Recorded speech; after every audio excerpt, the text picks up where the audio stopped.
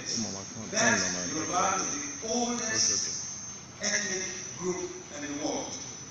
87,000 years ago, the Coitians that arrived from the Yorubas, 57,000 years Mbuti that arrived.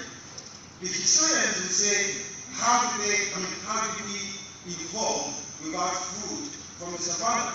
But we are going to call the wild yam question. In 2013, we followed pygmies to show that humanity developed from eating wild yams. And if you look at the two largest original African groups, Yoruba and Igbo, our culture is centered around yams. And this was how human civilization started. Now, the question is this: what is the identity of Yoruba? The main identity of Yoruba is Ifa, and that is spread throughout our southern and middle belt of Nigeria.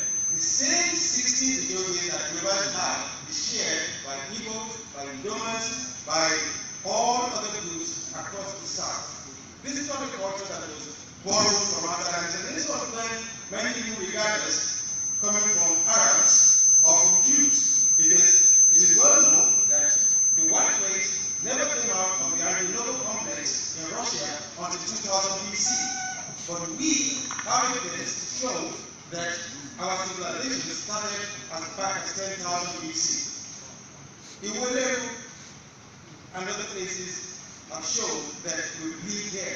So the idea that we migrated down here is original farming. The only thing, because unfortunately, we rely on architecture, on archaeology. And in the rainforest, skeletons don't last. But if you look at all the skeletons found, they all are evidence that show a rainforest evolution point. That's one. Two, we also realize, but I'm not supposed to say, if you want to see more, there's much on the internet, on my website, on AV Media. There's my book called The Black World, and I could also give out some DVDs to see how everything went. Thanks a lot.